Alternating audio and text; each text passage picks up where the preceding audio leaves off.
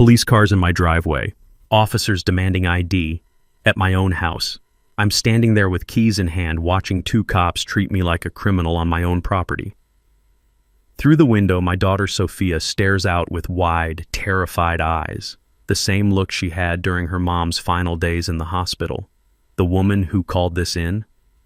Patty Whitmore stands across the street with arms folded, wearing that satisfied smirk like she just won some twisted victory.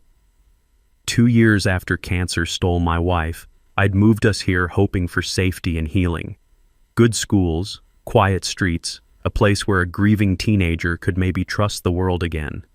Instead, we landed in the crosshairs of a vindictive neighbor hell-bent on destroying what little peace we'd found.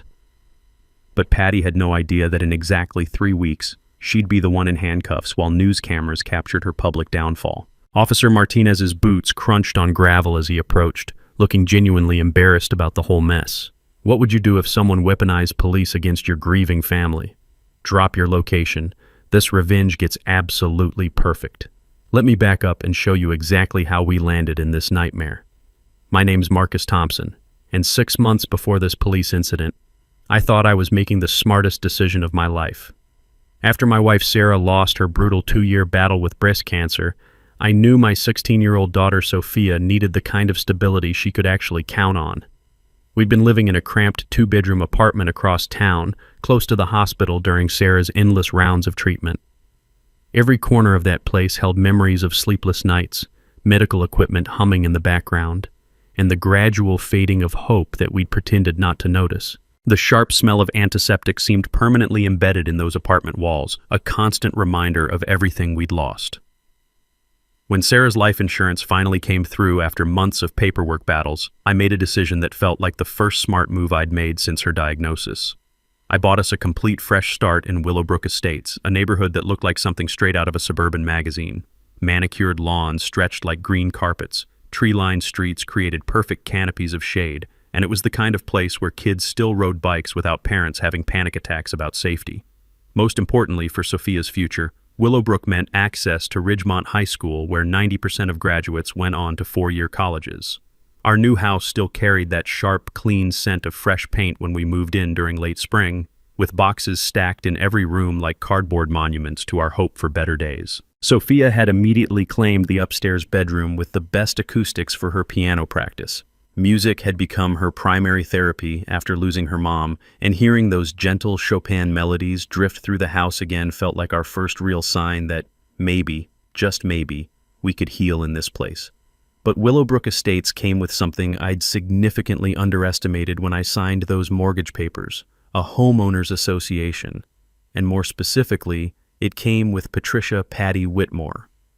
Picture a 58-year-old recently divorced woman with way too much time on her hands and an apparent obsession with measuring tape precision. Patty had somehow appointed herself as the neighborhood's unofficial enforcement division, always lurking behind Venetian blinds, taking photographs of minor infractions like she was building federal cases against suburban criminals. She practically lived in the community clubhouse, this modest beige building that sat at our neighborhood entrance like some kind of suburban surveillance headquarters. From our very first day, I could feel her scrutiny on us like an actual physical weight. When our moving truck arrived on that Saturday morning, she materialized out of nowhere with an official-looking clipboard, immediately launching into lectures about proper moving procedures and weekend noise ordinances. The cloying scent of her over-applied floral perfume lingered in our driveway long after she'd finished her unwelcome orientation speech. When I parked my perfectly clean work truck, a Ford F-150 with my construction company's logo, in my own driveway, she'd patrol past our house twice daily, each time pausing to stare like she was memorizing license plate numbers for some invisible database of neighborhood threats. The experience of being constantly watched creates this persistent prickly sensation between your shoulder blades. You start second-guessing completely normal activities. Is my music too loud for 2 p.m.? Am I walking to the mailbox incorrectly? Does my truck somehow violate mysterious aesthetic standards? Sophia noticed the surveillance too. Her fingers would drum nervously on the piano keys whenever she spotted Patty's silhouette through our front window, which happened pretty much every day around 3 p.m. when school let out. But I figured every neighborhood has its overzealous busybody, right? Keep your head down, follow whatever rules exist, and eventually you'll find peaceful coexistence. I'm a construction engineer, for crying out loud. I respect proper procedures, clear documentation, and reasonable guidelines. How difficult could it possibly be to manage one slightly overzealous HOA secretary? As it turns out, significantly harder than convincing teenagers to voluntarily clean their bedrooms.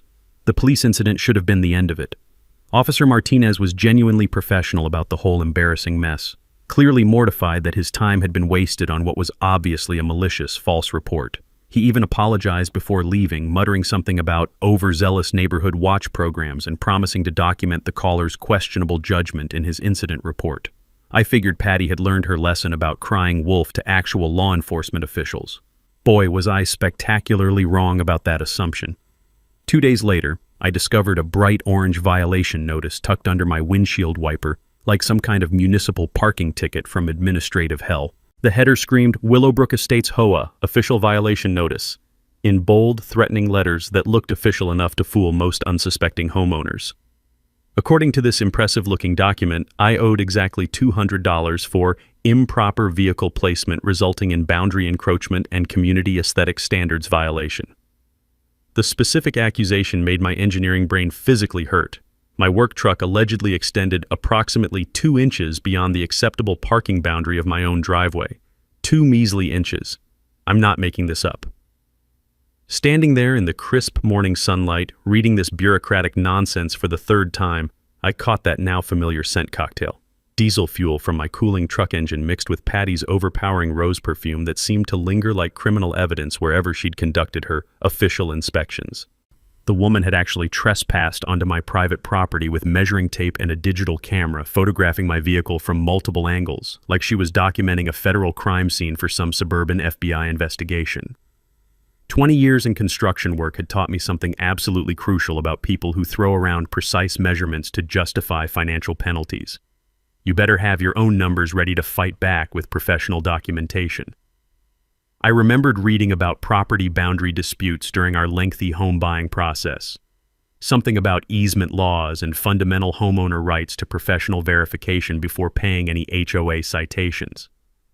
Smart homeowners always demand official surveys before writing checks for questionable violations, especially when the measurements seem suspiciously convenient. So that's exactly what I did without hesitation. I called the HOA's management company directly and formally requested a licensed boundary survey for my specific property. 3 business days later, a legitimate surveyor showed up with professional equipment, took actual precise measurements using industry-standard tools, and delivered his certified findings. The results were absolutely beautiful. My truck sat perfectly legal, positioned 18 full inches inside my property line. Patty's 2-inch violation was off by 20 inches in completely the wrong direction. But when I marched into the HOA management office with this professional survey, the clerk's reaction told me everything I needed to know. She stared at the official paperwork with genuine confusion, then checked her computer system twice before looking up with bewildered eyes. "Sir, we don't show any recent violation reports filed for your address, and according to our administrative records, Patricia Whitmore doesn't have authority to issue parking citations."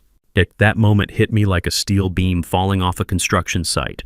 Patty had been manufacturing completely fake parking tickets with absolutely zero official backing or legal authority. I started having casual conversations with neighbors during weekend encounters, casually mentioning my interesting parking experience without seeming like I was investigating anything specific. Within 1 week, 3 different residents had quietly approached me with nearly identical stories of suspicious citations and questionable fees. Mrs. Mila from Maple Street had actually paid $150 for a mailbox positioning violation that existed nowhere in official HOA documentation or community guidelines. Jim Rodriguez right next door had been successfully scammed for unapproved lawn ornaments, specifically targeting a decorative garden gnome that had occupied the exact same flower bed location for 5 consecutive years without any previous complaints or concerns. David Kim down the block had reluctantly forked over $300 for unauthorized satellite dish installation on equipment that had been professionally installed with all proper permits and written HOA approval just 6 months earlier. He'd kept all his paperwork but paid anyway to avoid confrontation. The fraudulent pattern became crystal clear as I spread these neighbor stories across my dining room table that evening, creating a detailed timeline of systematic deception. Patty wasn't just harassing my grieving family with targeted intimidation. She was operating a sophisticated neighborhood extortion racket, counting on busy, stressed homeowners being too intimidated or overwhelmed to verify her completely fake authority. The rich aroma of fresh coffee mixed with the gentle sound of Sophia's evening piano practice as I organized this mounting evidence into a comprehensive timeline of violations. My daughter watched my careful detective work with curious eyes, unknowingly learning valuable lessons about standing up to bullies who hide behind official-looking clipboards and fabricated documentation. "Dad, why would someone pretend to be in charge when they're not actually in charge?" she asked between delicate musical phrases. "Sometimes people who feel completely powerless in their own lives try to control others instead, kiddo, but that doesn't make it right or legal." Her beautiful music filled our house like a quiet rebellion against Patty's systematic attempts to silence our family's happiness and peace. But something deep in my gut told me our self-appointed neighborhood dictator was just warming up her escalating harassment campaign. Unfortunately, that instinctive feeling proved absolutely correct. If fake parking tickets were Patty's opening move in this twisted neighborhood chess game, her next escalation was pure psychological warfare aimed directly at our healing process.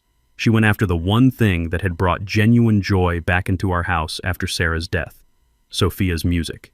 It started on a perfectly normal Tuesday afternoon.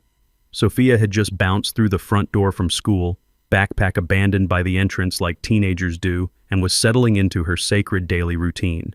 3 to 5 p.m., Monday through Friday, just like we'd established when we moved in.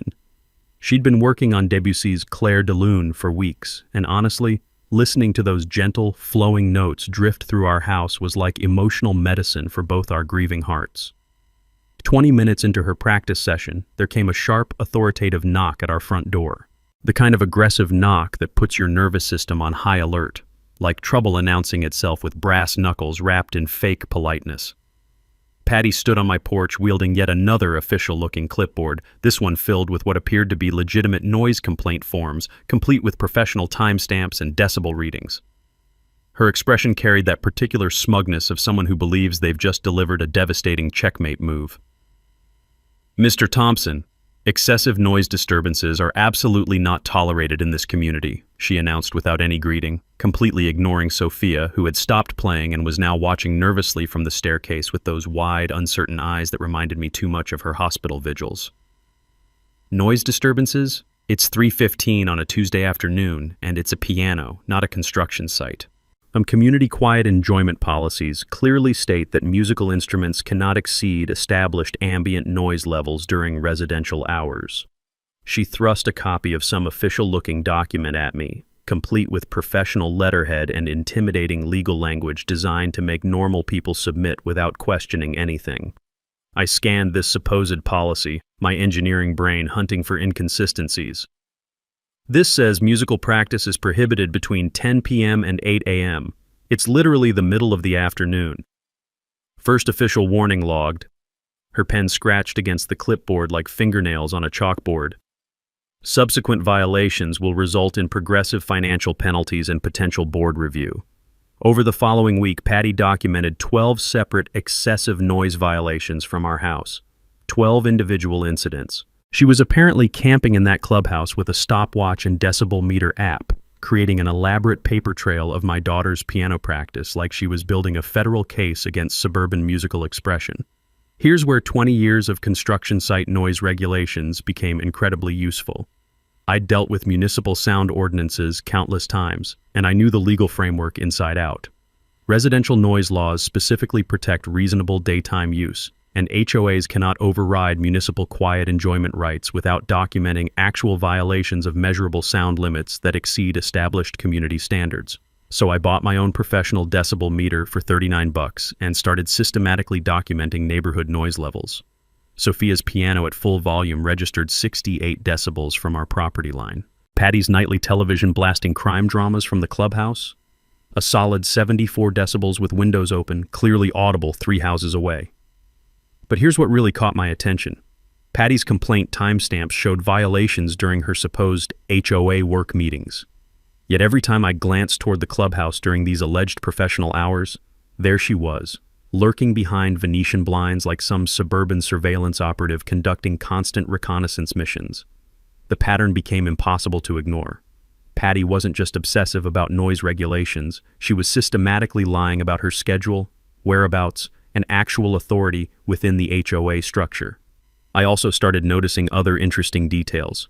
The clubhouse lights stayed on unusually late every night. Sometimes I'd see her silhouette moving around inside at midnight, like someone going about normal evening routines rather than just conducting meetings. The smell of microwave dinners often drifted from that direction during my evening walks with our dog. When Sophia quietly asked why the mean lady seemed to hate her music so much, I explained that sometimes unhappy people try to control others because they feel powerless in their own lives. But kiddo, your mom would have loved hearing you play Debussy this beautifully. Never let anyone steal that joy from you. That night, as Chopin's gentle melodies filled our house while vanilla candles flickered on the piano and the lingering aroma of our spaghetti dinner created the kind of peaceful domesticity Sarah would have treasured, I realized something crucial. Patty had made a fatal, tactical error. She deliberately targeted my daughter's emotional healing process, and that was a line you absolutely don't cross with a protective father who's already buried his wife. The sound of Sophia's music floating through every room felt like a quiet rebellion against Patty's attempts to control our happiness. But I had a growing suspicion that our neighborhood enforcer's obsession with monitoring everyone else's activities was hiding something much bigger than simple busybody tendencies. Time for some strategic escalation of my own. Patty's third move was her boldest yet, and turned out to be her most spectacular tactical blunder. She decided to call an emergency HOA meeting to publicly destroy my reputation in front of the entire neighborhood. The notice appeared on every door Wednesday morning like an official government summons. Emergency community meeting, Thursday 7 p.m., Willowbrook Clubhouse, pattern of community disruption and non-compliance, mandatory attendance for all residents. The tone screamed authority, the timing felt suspiciously convenient, and the whole thing reeked of manufactured drama. I figured I'd better show up and face whatever elaborate public execution Patty had orchestrated. Thursday evening, I walked into the clubhouse expecting a packed room of concerned neighbors ready to hear about my supposed crimes against suburban peace. Instead, I found exactly 4 people in a space designed for 50. Patty positioned at the head like a corporate CEO, confused Mrs. Rodriguez from next door, half asleep Mr. Peterson, and myself. The clubhouse reeked of that distinctive institutional combination: musty old carpet, artificial pine air freshener, and the lingering smell of whatever sad microwave dinner Patty had eaten earlier.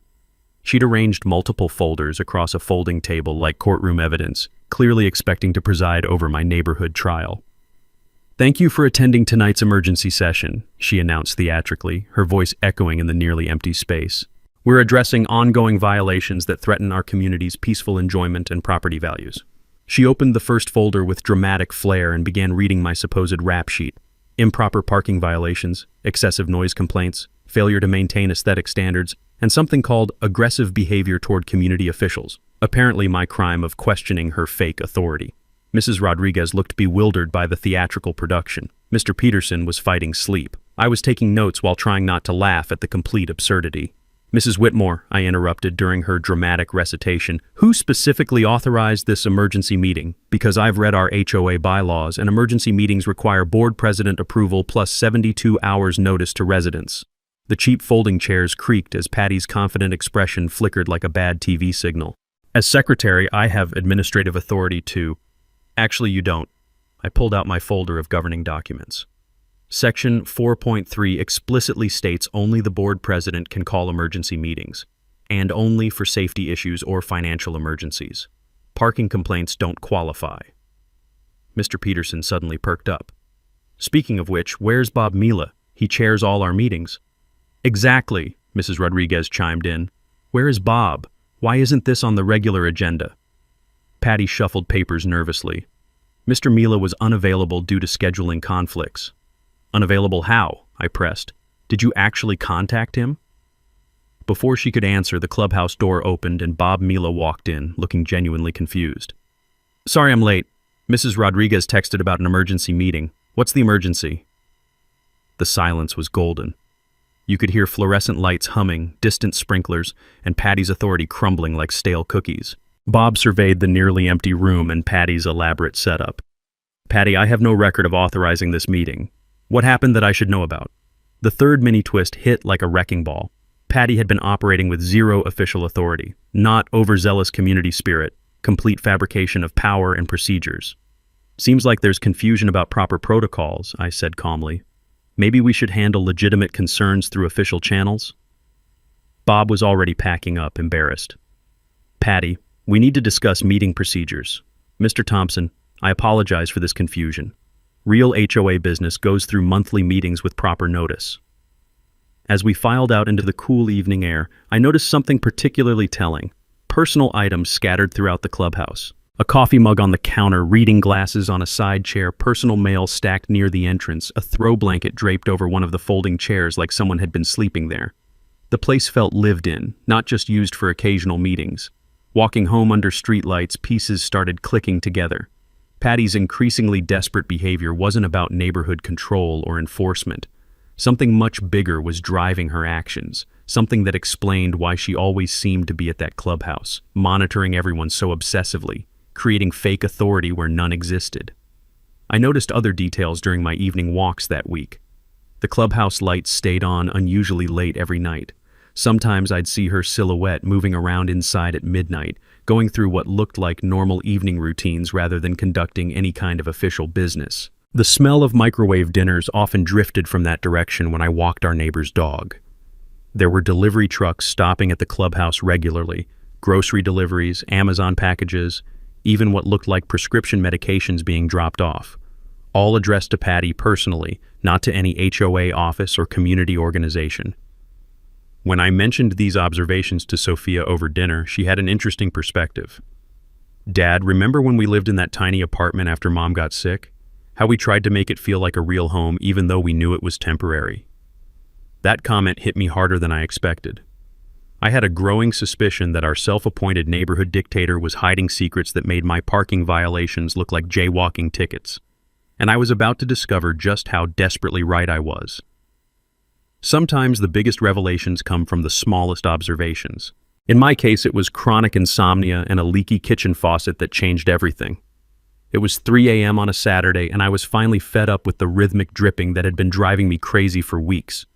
The steady ping of water hitting steel echoed through our quiet house, motivating me to grab my toolbox and fix the problem. From our kitchen window, I had a clear view across the community park to the clubhouse. That's when I saw them.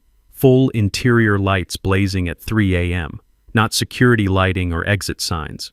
Complete interior lighting, like someone was wide awake going about normal nighttime routines. I paused with my wrench, watching for movement. Sure enough, a familiar silhouette moved around inside, conducting what appeared to be ordinary domestic activities. The next night, same thing. Lights on, movement inside, residential patterns when no legitimate HOA business could be happening. By the third night, my curiosity was engaged. I started paying attention during evening walks, noting deliveries, lighting schedules, and activity around the clubhouse. What I discovered was shocking. Patty wasn't just spending time at the clubhouse during business hours, she was living there full time. Grocery trucks regularly stopped there with personal orders. Amazon packages arrived daily, all addressed to Patricia Whitmore at the clubhouse. I witnessed prescription deliveries from the pharmacy, personal mail accumulated by the entrance, utility bills and credit card statements mixed with HOA correspondence. But the real evidence came from public records research. County property records revealed something devastating. Patty's official residence had been foreclosed 6 weeks earlier due to unpaid mortgage obligations. Her divorce proceedings showed she'd lost the house in settlement, but had 60 days to find alternative housing. Those 60 days expired 3 weeks ago, exactly when her harassment campaign against us intensified. While Patty played neighborhood enforcer, writing fake citations and holding unauthorized meetings about other people's supposed violations, she was violating the most fundamental rule, illegally squatting in community property. But financial investigation revealed something worse than unauthorized residency. As HOA secretary, Patty had access to community maintenance accounts. Cross-referencing her financial struggles with recent HOA expenditures showed a disturbing pattern. Small amounts, 50 here, 100 there, had been systematically transferred from landscaping budgets to cover personal expenses, grocery bills, utilities, car payments disguised as maintenance costs, and administrative fees. She wasn't just living illegally in the clubhouse. She was stealing from every homeowner in our neighborhood. The irony was staggering. While obsessively documenting everyone else's minor infractions, measuring grass heights and timing piano sessions, she'd been committing actual crimes, embezzlement and illegal occupancy that could result in felony charges. I sat in my kitchen Friday morning surrounded by printed records and documentation, feeling vindication mixed with genuine sympathy. The woman who'd made our lives miserable, called police on my grieving family, tried silencing my daughter's healing music, was herself desperate, having lost everything and clinging to manufactured power and control. But understanding her motivation didn't excuse the damage or ongoing crimes against our community. Morning sunlight streamed through our window as Sophia practiced scales upstairs, gentle piano notes floating through our house like a reminder of everything Patty had tried stealing from us. Fresh coffee scent mixed with lingering pancake aromas, creating peaceful domesticity Sarah would have treasured. I had a choice. Quietly document everything and present it to the real board, letting official channels handle her crimes. Or be more strategic about how this information surfaced, ensuring her public downfall matched the humiliation she'd attempted inflicting on my family. After everything she'd put us through, after targeting my daughter's recovery and trying to destroy our sense of home and safety, I decided Patty deserved experiencing full consequences in the most public way possible. Time to plan the perfect trap. With concrete evidence of Patty's crimes burning holes in my filing cabinet, I knew I had one shot to expose her properly. This wasn't just about revenge anymore. This was about protecting every family in our neighborhood from ongoing theft and harassment. But I needed to be smart about it. My engineering background had taught me that the best traps are the ones people walk into willingly. Patty's greatest weakness was her desperate need to maintain the illusion of authority and control. So I decided to give her exactly what she craved. A public platform where she could display her supposed power right before I pulled the rug out from under her completely. The first step was documenting everything with bulletproof evidence. I invested in a discreet security camera system for the common areas around the clubhouse. Since these were community spaces, recording was perfectly legal. Homeowners have rights to monitor shared property for security purposes. I positioned cameras to capture the clubhouse entrance, parking area, and main windows, all angles where Patty's residential activities would be clearly visible. For the next 2 weeks, I collected footage of her daily routines, leaving the clubhouse every morning like she was heading to work, returning with groceries in the evening, lights staying on late into the night, delivery drivers dropping off personal packages. The cameras captured her hauling laundry baskets, setting up what looked like a makeshift bedroom area, even hanging personal decorations in the windows. Simultaneously, I gathered financial documentation through legitimate channels. HOA expenditure records are available to all homeowners upon request, so I formally requested 3 years of financial statements and expense reports. Cross-referencing these with Patty's known financial troubles painted a clear picture of systematic theft disguised as maintenance costs. The genius of small-scale embezzlement is that individual transactions look harmless. $50 for landscaping supplies here, $75 for facility maintenance there. But when you add them up over months and cross-reference with actual vendor receipts, the pattern becomes undeniable. Patty had stolen nearly $4,000 from our community over 6 months.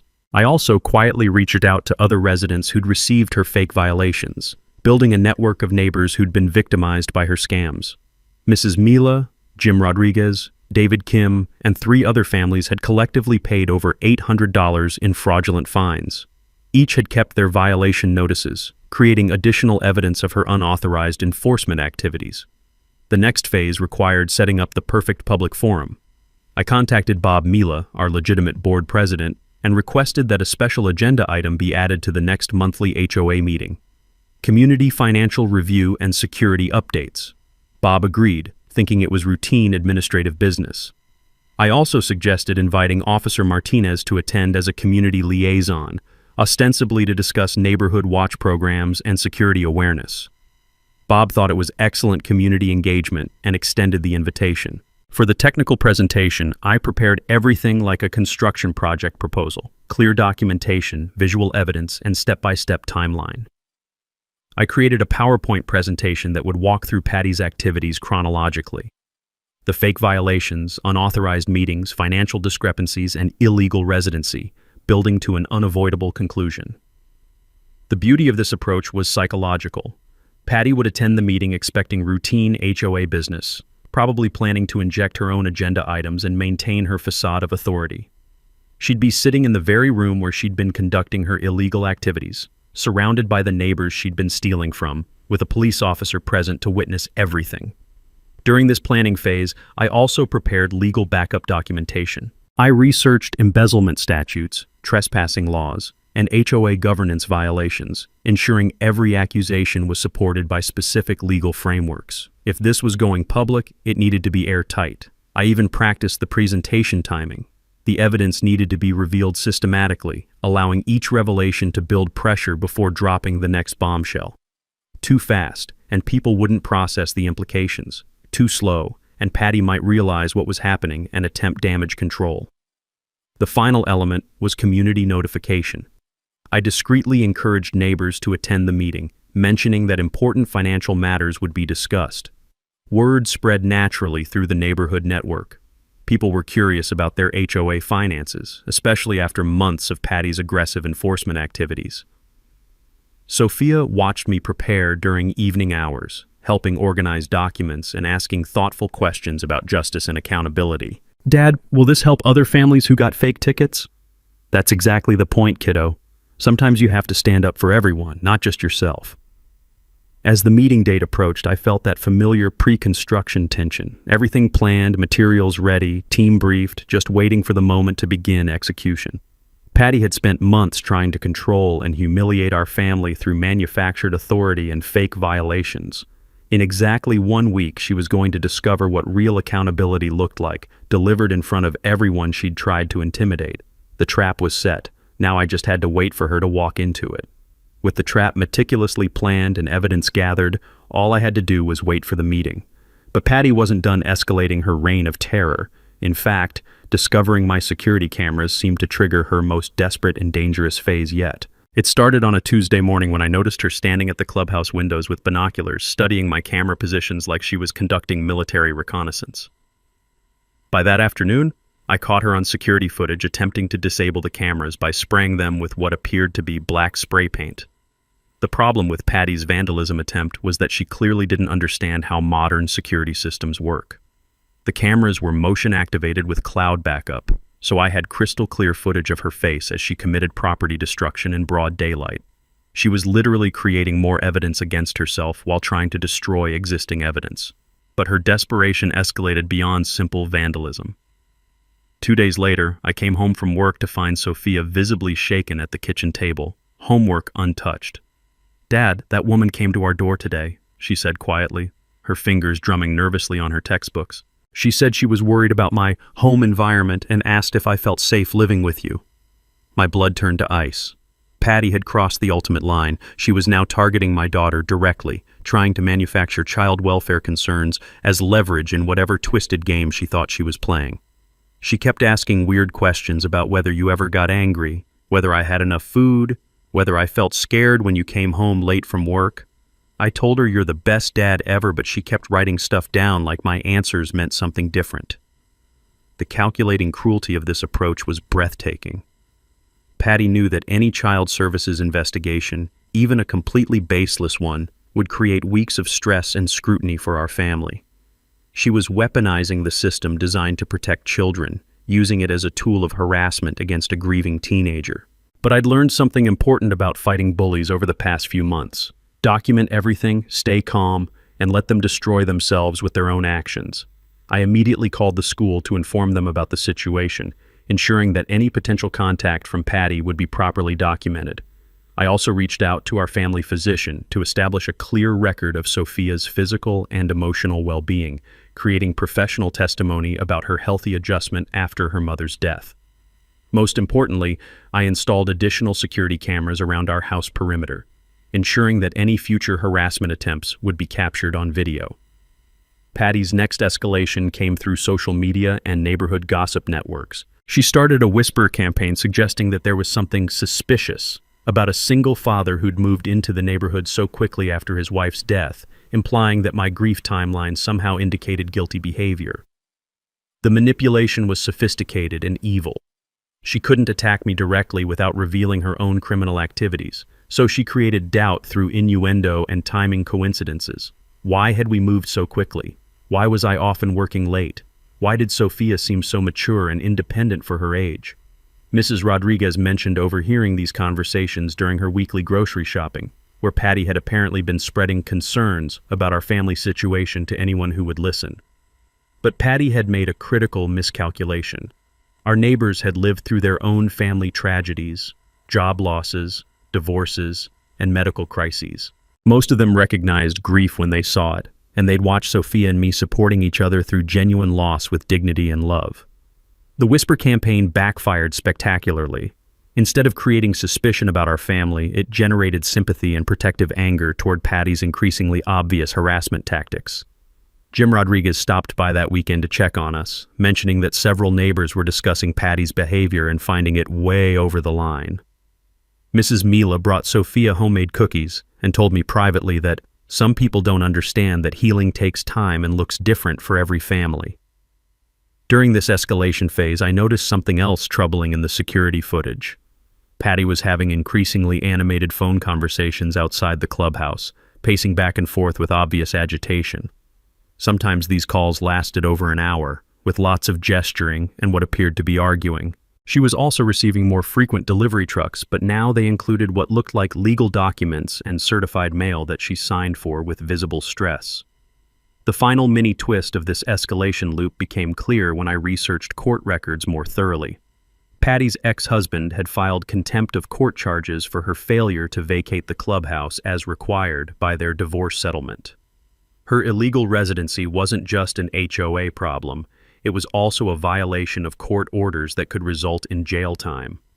She was fighting battles on multiple fronts: divorce court, potential criminal charges for embezzlement, housing violations, and now the growing awareness among neighbors that her authority was completely fabricated.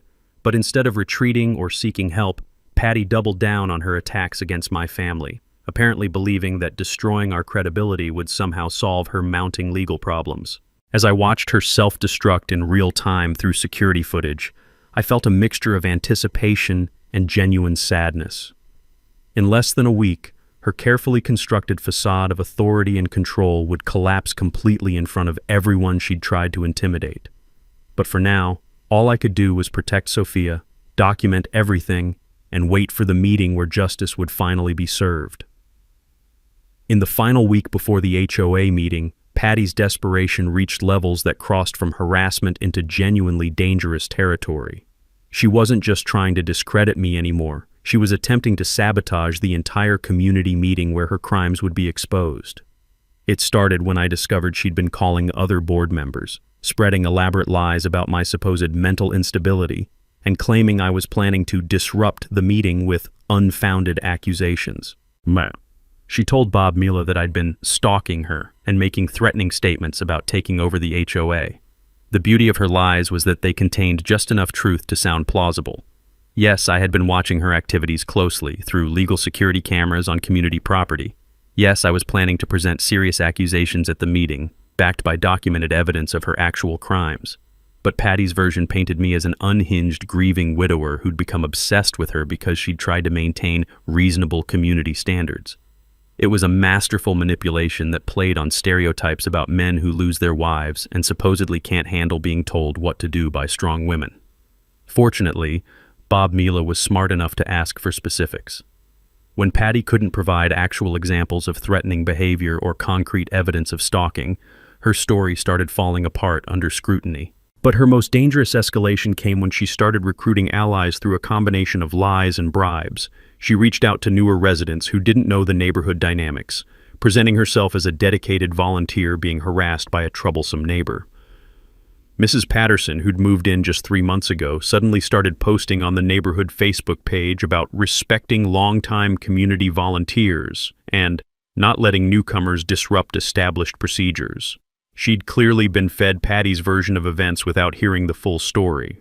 Even more concerning, Patty had apparently offered to waive several questionable violation notices for residents who agreed to speak against me at the meeting. David Kim mentioned that she'd approached him suggesting his satellite dish violation could disappear if he was willing to testify about my aggressive behavior during our previous conversations. The quid pro quo was obvious. Support her at the meeting and your fake violations would vanish. Oppose her and face escalating harassment through manufactured citations. But Patty's final desperate move revealed just how far she was willing to go to protect her secret. 3 days before the meeting, she filed a formal complaint with the county sheriff's office claiming I'd been trespassing on HOA property and vandalizing community equipment. Her story was that I'd installed unauthorized surveillance devices to spy on residents and had been damaging clubhouse property during nighttime visits. She presented herself as a concerned HOA official, trying to protect the community from an unstable individual. The irony was breathtaking. She was accusing me of crimes she'd been committing while using her illegal residency and embezzlement as the basis for her supposed authority to file complaints. But this move backfired catastrophically. When Deputy Williams came to investigate her complaint, I was able to present him with my carefully organized evidence file. The security cameras were legal installations on community property with proper HOA board approval. The vandalism she'd reported was actually her own spray paint attack on my cameras, which I had video evidence of her committing. Most damaging for Patty, her complaint required her to identify herself as an HOA official with authority to report violations. When Deputy Williams asked for documentation of her position and authority, she couldn't provide legitimate credentials because she'd been operating outside any real authorization. The deputy left with more questions about Patty's claims than about my activities, and I had a feeling her complaint would soon become evidence against her instead of protection from accountability. During this final escalation, I noticed her behavior becoming increasingly erratic in the security footage. She was pacing the clubhouse at all hours, having heated phone conversations, and showing signs of severe stress that suggested she knew her time was running out. Sophia had started asking thoughtful questions about what would happen to the mean lady when everything came out. "Dad, do you think she'll go to jail?" "I don't know, kiddo, but I do know that actions have consequences, and adults who hurt other people need to face those consequences." The weekend before the meeting, Patty made her final desperate play. She created an official-looking notice and posted it throughout the neighborhood. HOA meeting postponed, board president unavailable, rescheduled date TBD. But she'd forgotten one crucial detail. Bob Mila had my phone number, and he immediately called to ask why the meeting was being postponed when he'd never authorized any schedule change. When I told him about the fake notices, Bob's anger was palpable. "That's it. She's crossed way too many lines. Monday night's meeting is happening as scheduled, and I'm personally ensuring every resident knows about it." Sunday evening, as I made final preparations for the presentation that would end Patty's reign of terror, I felt that familiar pre-project calm. Everything was documented, evidence was organized, witnesses were prepared, and the venue was secured. Patty had spent months trying to control, intimidate, and destroy my family through lies and manufactured authority. Tomorrow night, in front of the entire community she'd been stealing from, she would finally face the consequences of her choices. The trap was perfect, and she was walking directly into it. Monday evening arrived with the crisp clarity of autumn air and the kind of nervous energy that precedes life-changing moments. By 6:45 p.m., the clubhouse was packed beyond capacity. Word had spread through the neighborhood network, and nearly 50 residents crowded into a space designed for 30. Bob Mila had done his job perfectly. Not only was Officer Martinez present as the community liaison, but Bob had also quietly invited a reporter from the local newspaper who covered municipal government issues, suggesting this might be an interesting story about community governance and financial transparency. Patty sat in the front row, looking confident and composed, clearly believing she still controlled the narrative. She'd dressed professionally, carried her ubiquitous clipboard, and positioned herself like she expected to co-chair the meeting. She had no idea she was sitting in the center of her own execution chamber. "Before we address tonight's special agenda item," Bob announced, "I want to acknowledge that we have some concerns about recent community management issues that need immediate attention." I stood up with my presentation materials, feeling that familiar construction site focus where everything else disappears except the task at hand. "Thank you, Bob. I've prepared a comprehensive financial review that I believe will interest everyone here." The first slide showed our HOA's budget overview, looking completely routine and boring. Several residents shifted in their seats, probably wondering why they'd bothered attending what seemed like standard administrative business. Over the past 6 months, our maintenance and administrative costs have increased significantly, I continued, clicking to the next slide showing expenditure trends. I thought the community deserved transparency about where our dues are actually going. Patty was nodding along, probably thinking this was exactly the kind of responsible financial oversight she'd been advocating for. She had no idea the noose was already tightening. The next slide showed specific line items: landscaping supplies, facility maintenance, administrative costs. Still routine looking, but I could see Bob Mila starting to frown as he recognized discrepancies in amounts he hadn't authorized. These expenses caught my attention because they don't match any vendor receipts or approved expenditures in our official records, I said, clicking to reveal the discrepancies highlighted in red. Now people were paying attention. Mrs. Rodriguez was taking notes. Jim Kim was leaning forward with obvious concern. So I decided to investigate further, I continued, clicking to the security camera footage. I installed legal surveillance equipment in our common areas to monitor clubhouse usage and security.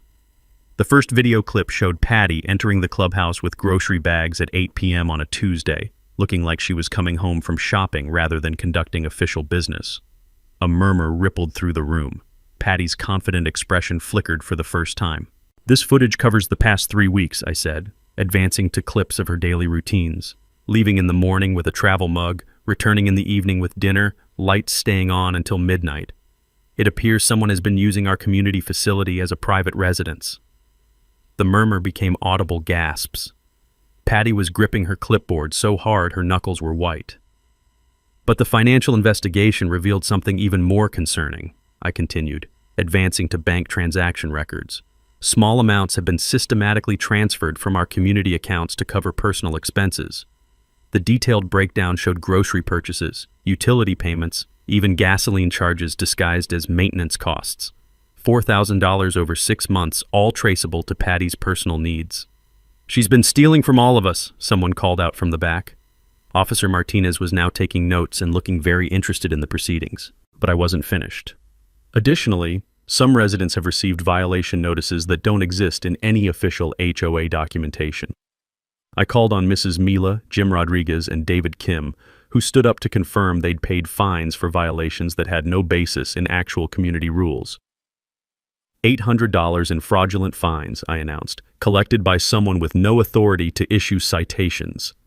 The room erupted in angry voices. People were standing up, demanding explanations, turning to stare at Patty with expressions of betrayal and fury. That's when Bob Mila delivered the final blow. "Patricia Whitmore, you are hereby removed from any HOA position, effective immediately.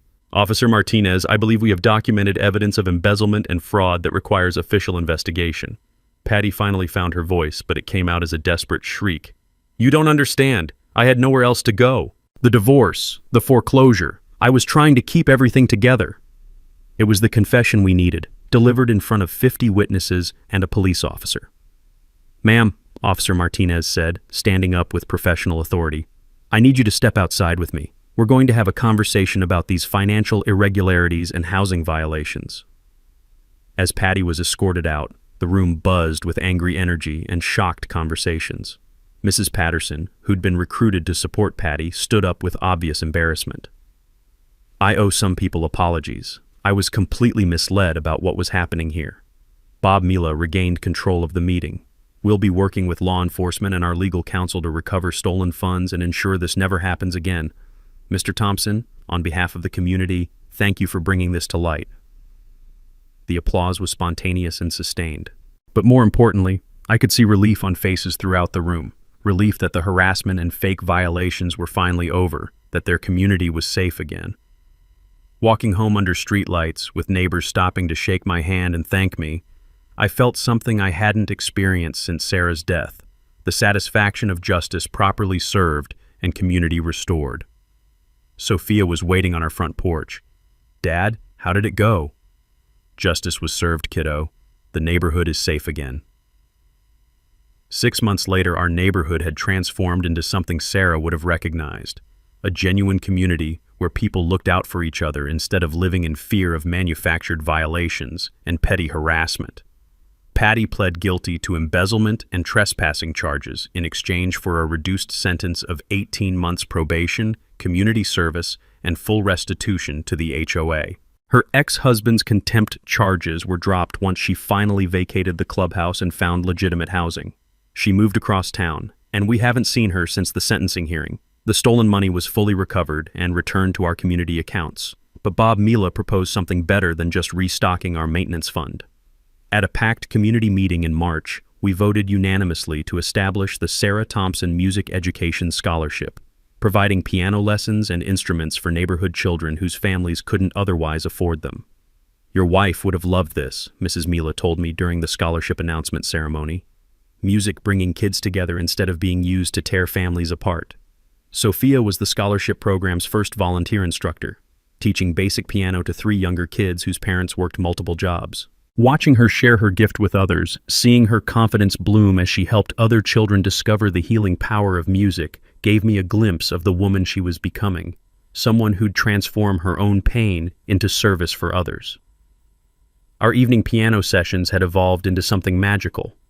Instead of practicing alone, Sophia now hosted weekly community music nights where neighbors gathered in our living room for informal concerts, sing-alongs, and musical storytelling. The sound of children's laughter mixed with piano melodies filled our house every Wednesday evening, creating the kind of warm domestic chaos that heals broken hearts. Mrs. Rodriguez became the HOA's new secretary, bringing actual administrative experience and a commitment to transparent governance. She instituted monthly financial reports, open book policies, and a formal appeals process for any legitimate violations. Jim Kim was elected as community liaison, ensuring that new residents received proper orientation about actual rules rather than manufactured harassment. The clubhouse was renovated with recovered funds, transformed from Patty's secret residence back into a proper community gathering space. We installed a community piano, donated by several families, and established regular social events that brought neighbors together for positive reasons instead of emergency meetings about manufactured crises. But the most meaningful change was harder to quantify. Children played outside without parents worrying about violation notices. Teenagers could practice music without fear of noise complaints. Families could park their cars, decorate for holidays, and live their daily lives without someone constantly monitoring and measuring their activities for infractions. The surveillance cameras I'd installed remained active, but now they served their intended purpose: actual security rather than evidence gathering for neighborhood harassment campaigns. Crime dropped significantly when potential troublemakers realized our community was watching out for each other rather than trying to control each other. Bob Mila implemented quarterly community meetings where residents could address concerns, propose improvements, and participate in decision-making about their neighborhood's future. These gatherings became celebrations rather than interrogations, with potluck dinners, children's activities, and genuine problem-solving discussions. During one of these meetings, David Kim stood up to address the group. 6 months ago, we were all afraid to park wrong or play music or enjoy our own homes. Now my kids ask if we can move because they love this neighborhood so much. That's what real community leadership looks like. The scholarship program expanded beyond our neighborhood. Other HOAs heard about our approach and requested guidance on establishing similar music education initiatives. Sophia started a blog documenting the healing power of community music programs, which caught attention from educational organizations across the state. Local news coverage of Patty's conviction and our community's recovery became a model for other neighborhoods dealing with HOA harassment and financial corruption. Officer Martinez, who'd witnessed the dramatic meeting that exposed Patty's crimes, often referenced our case during community policing workshops about recognizing and addressing neighborhood disputes before they escalate to criminal behavior. But the most important healing happened gradually, in daily moments that rebuilt trust and safety. Neighbors began stopping for conversations instead of hurrying past each other. Children formed friendships that crossed property lines. Adults organized block parties, holiday celebrations, and informal support networks for families dealing with illness, job loss, or other life challenges. 2 weeks ago, I received a letter from Patty, the first communication since her sentencing. She apologized for the pain she'd caused our family, acknowledged that her actions stemmed from her own desperation and fear, and expressed genuine remorse for targeting Sophia's recovery process. She'd completed anger management counseling and financial responsibility classes as part of her probation requirements. I showed the letter to Sophia, who read it thoughtfully before responding. "Dad, I'm glad she's getting help, but I'm also glad we stood up for ourselves and protected other families." That evening, as Sophia's music floated through our house during her practice session, Debussy's Clair de Lune, the same piece Patty had tried to silence, I felt Sarah's presence in the melody. Our daughter had learned something invaluable about standing up to bullies, protecting community, and transforming pain into service for others. The scholarship fund had grown to support 12 children, 3 community pianos, and a summer music camp that brought families together across economic and cultural differences. What started as one woman's attempt to destroy our healing had become a catalyst for community-wide transformation. But our story isn't unique. Every neighborhood has its Patties, people who use manufactured authority to control others, who hide their own problems behind harassment of innocent families, who mistake fear for respect and compliance for community. If you're dealing with HOA harassment, document everything, know your actual rights versus imaginary rules, and remember that bullies with clipboards are still just bullies. And if you've survived something like what we went through, I'd love to hear your story in the comments below. Most importantly, don't let anyone steal your family's joy, silence your children's music, or make you afraid to come home to your own house. Sometimes standing up for yourself means standing up for everyone, and real communities are built on support rather than surveillance. Thanks for watching, and please subscribe for more stories about ordinary people fighting back against extraordinary injustice, because everyone deserves to feel safe in their own neighborhood. Thanks for hanging out with us on HOA Stories, where the HOA Karens meet their match. If this story had you cheering or cringing, go ahead and like the video, drop a comment with your reaction, and hit subscribe so you're ready for the next wild HOA tale.